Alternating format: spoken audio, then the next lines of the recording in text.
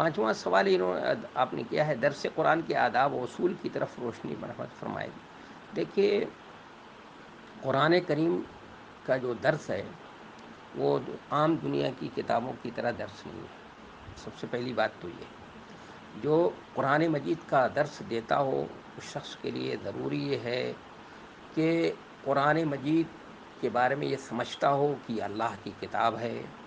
اللہ نے یہ کتاب ہمارے اوپر نازل کی ہے. یہ کتاب ہدایت ہے، بلکہ ہم سب کے لیے ہم سب کی کتاب زندگی ہے. یہ شعور اس کے زندگی اس کے ذہن و دماغ کے اندر ہو، اور یہ بھی اس کے ذہن و دماغ میں ہونا چاہیے کہ یہ اللہ کا کلام ہے. اور اللہ کا کلام جیسے اللہ کو وہ فضیلت جیسے بندوں پر فضیلت حاصل ہے، ویسے ہی اللہ کے کلام کو انسانوں کے کلام کے اوپر فضیلت حاصل ہے. تو قرآن کم سے کم اس کے آداب میں سے یہ ہے کہ انسان جو ہے اس قرآن کی زبان سے واقف ہو، اس کے کم سے کم نوک پلک سے واقف ہو، سمجھتا ہو قرآن کی زبان کو، اور پھر وہ قرآن کا درس دے گا تو زیادہ بہتر ہے. اس لیے کہ قرآن کی زبان کو نہیں سمجھتا ہوگا، وہ جو قرآن کی جو زبان ہے اس کے نوک پلک کو نہیں سمجھتا ہوگا، اس کی باریکیوں کو نہیں جانتا ہوگا، تو وہ جو درس دے گا اس میں وہ بات نہیں ہو سکتی ہے.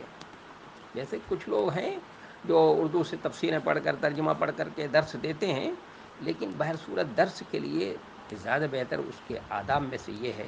جیسے حضرت عبداللہ ابن عباس کا جو واقعہ ہے اس سے ہمیں یہ بات سمجھ میں آتی ہے کہ نعمان اور ان کے ساتھی جو ہیں وہ دونوں گزر رہے تھے ادھر سے. عبداللہ ابن عباس رضی اللہ تعالیٰ عنہ قرآن مجید کا درس دے رہے تھے، تو انہوں نے کہا بھائی چلو یہ دیکھتے ہیں کہ یہ نوجوان بچہ قرآن کا درس دے رہا ہے، کیا قرآن کی زبان بھی جانتا ہے یا نہیں جانتا ہے. تو جب اس کے درس کو سنا، اس میں شریک ہوئے، اور درس سے جب فارغ ہو گئے وہ، تو اس کے بعد ان سے سوالات کیے انہوں نے. اور وہ قرآن کی در کچھ الفاظ ہیں، انہوں نے پوچھا شرعۃ و منہاجا قرآن میں آیا اس کے معنی کیا ہوتے ہیں. انہوں نے بتا دیا کہ طریق اور طریق شرعۃ و منہاجا الطریق کے معنی میں ہے. تو انہوں نے اسی پر اکتفا نہیں کیا، بلکہ یہ کہا کہ زمانے جاہلیت کا کسی شاعر کا شعر پڑھ کر سناؤ جس نے اس لفظ کو اسی معنی میں استعمال کیا. اس سے بھی پتہ چلتا ہے. اور پھر اس کے بعد پوچھا انہوں نے کہ ان الشمال وعن الیمین، اذین کے معنی پوچھے انہوں نے کہ اذین کے معنی، تو انہوں نے کہا حلف الرفاق. اس پر بھی انہوں نے کہا زمانے جاہلیت کی کسی شاعر کا شعر پڑھ کر سناؤ. اور ینع کے معنی پوچھا تو بھی بتایا انہوں نے کہ نص کے معنی پکنے کے معنی ہوتے ہیں. تو اس پہ بھی پوچھا انہوں نے کہ زمانے جاہلیت کی کسی شاعر کا شعر پڑھ کر سناؤ، تو انہوں نے سنا دیا. تو انہوں نے کہا بھائی بیٹا تم قرآن مجید کی زبان کو سمجھتے ہو، اس لیے تم قرآن کا درس دے سکتے ہو. تو معلوم ہوا قرآن کی زبان کو جانتا ہو. یہ ٹھیک ہے کہ قرآن مجید کا دو پہلو ہے، ایک اس کا تعلیمی پہلو ہے، اس کا ایک تبلیغی پہلو ہے. تو اس کا تعلیمی پہلو تو ظاہر ہے انہی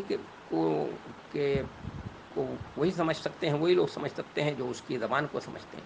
لیکن اس کا جو تبلیغی پہلو ہے وہ اس کا بہت تبلیغی پہلو واضح ہے. جو اس کی تعلیمات ہیں، جو اس کا پیغام ہے، یعنی اللہ کی وحدانیت، رسالت، آخرت کا تصور، یہ تو قرآن میں بالکل واضح انداز میں بیان کر دیا گیا ہے. اس لیے قرآن نے خود ہی کہا ہے وَلَقَدْ يَسَّرْنَا الْقُرْآنَ لِلذِّكْرِ فَهَلْ مِن مُدَّكِرٍ، کہ ہم نے قرآن کو ذکر کے لیے، نصیحت کے لیے لوگوں کو آسان کر دیا ہے.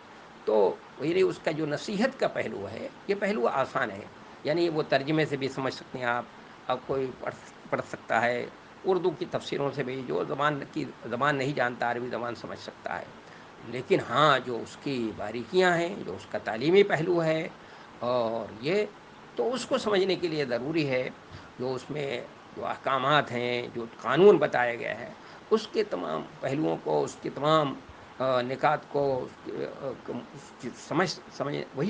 وہی شخص سمجھ سکتا ہے جو زبان سے واقف ہوگا.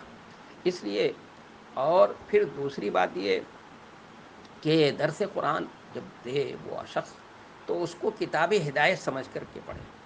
تو چونکہ اور ہدایت تو عام ہے، یہ سب کی ضرورت ہے، اس لیے اللہ تعالیٰ نے اس کو عام رکھا ہے. لیکن بس ایک شرط لگائی ہے یہدی الیہ من ینیب، کہ اس کو ہدایت دیتا ہے جو اس کی طرف رجوع کرتا ہے، جو اس کی طرف پلٹ کر آتا ہے بار بار.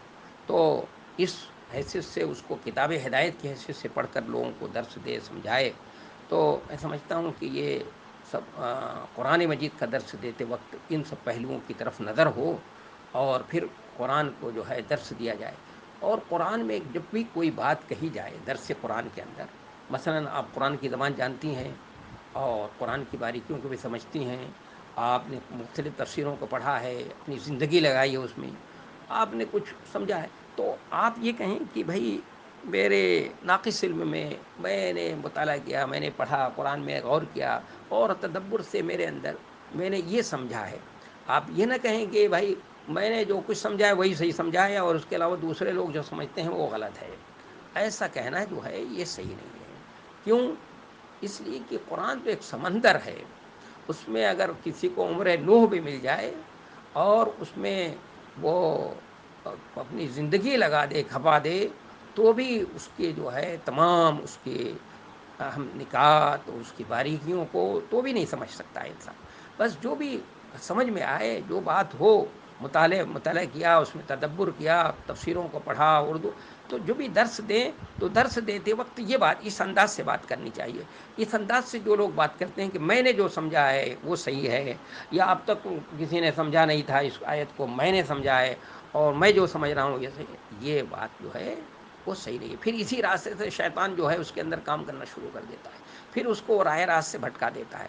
اس لیے قرآن مجید کا درس دیتے وقت، جیسے حدیث کے درس حدیث کے لیے بھی کچھ اصول و ضابطے ہیں کہ عام حدیث کی تشریح اسی انداز سے کی جاتی ہے جو نبی صلی اللہ علیہ وسلم کے شایان شان ہو، اسی طرح قرآن مجید کا بھی درس دیا جائے تو آیتوں کی تشریح بھی اسی انداز سے کی جائے گی کہ کسی دوسری آیت سے ٹکرا نہ ہو، کسی حدیث سے اس کا یہ نہ ہو، بس قرآن و حدیث کی روشنی میں، یعنی قرآن پھر حدیث پھر آثار صحابہ، اسی کے روشنی میں سمجھنے کی کوشش کی جائے، اور اس کا جو پیغام ہے قرآن مجید کا، یعنی اللہ کا تصور، وحدانیت، رسالت، آخرت، یہ تو بالکل واضح ہے۔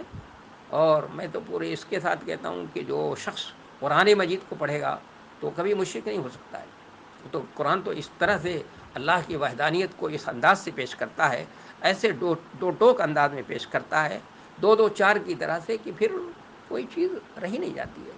پھر آدمی قرآن پڑھنے کے بعد تو شرک نہیں کر سکتا ہے۔ میں سمجھتا ہوں کہ جن باتوں کی طرف میں نے جو اشارہ کیا ہے، بس چونکہ اشارے کر دیے ہیں میں نے، تو درس قرآن کے وقت ان سبھی چیزوں کا لحاظ کیا جائے تو زیادہ بہتر ہے۔